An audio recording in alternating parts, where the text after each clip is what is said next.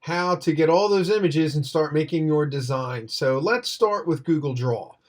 Because that's a program that most everybody has. So you just want to go to your Google account, click over here to your Google Apps over next to my head. Oh, I'm sorry, this way. So click on your Google Apps, go to Google Docs. You'll see it open up. And then when you go to start a new one, hit a blank one. And then you want to go to new drawing. Okay.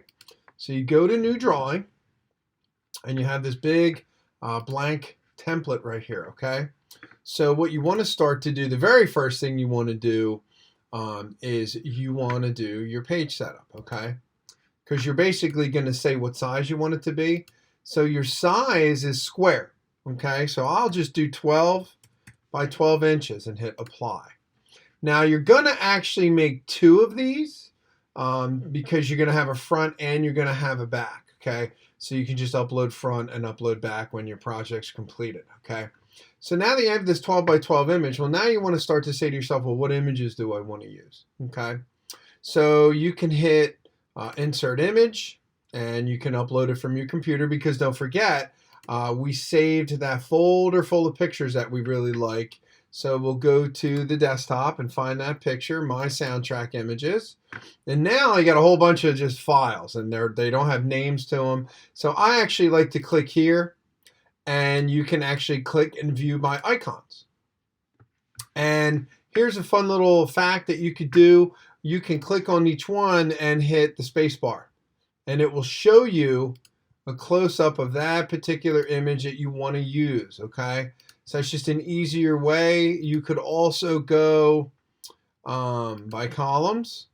That's an actual, a much easier way too, because you could just sit here with your arrow tool and go through and find all the images that you want to use, okay? So for example, let's just start with the first one with Foo Fighters, okay? So I'm just going to hit open, okay? And I'm going to just kind of move it around.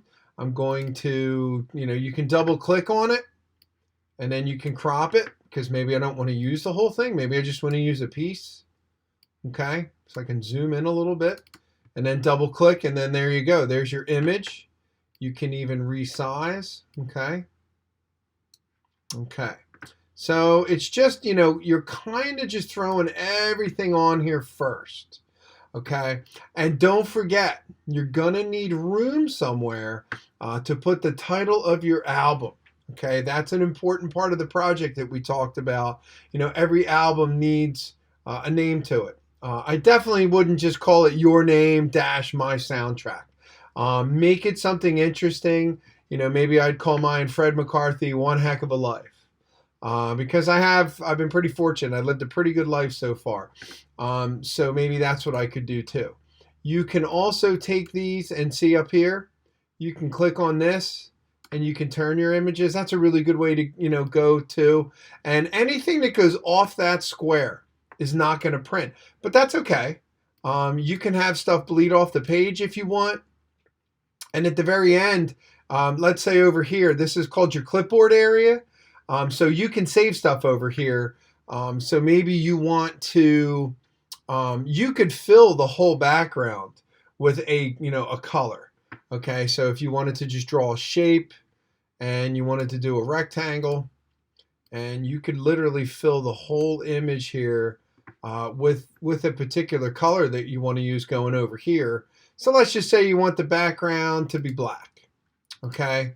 So now the one thing you want to do too is you want to make sure the order of this is you want to send it to the back. Okay, it's the very back of the image because everything else is going to go on top, right? So see, now things are, kind of starting to come together. And really, that's what you're doing. So you're going to hit insert image again, upload from computer. And once again, using that cool setup here, I'm just going to start up. That's my band, the Eagles. I like them. Can hit open. And you'll see, it just starts to place things for you. Okay. And I want to move this one around a little bit too. So really, it's just get them all in there first and then just kind of go from there. Okay. Then what you want to do is you can actually, so let's just throw a couple more in here just for the sake of doing it.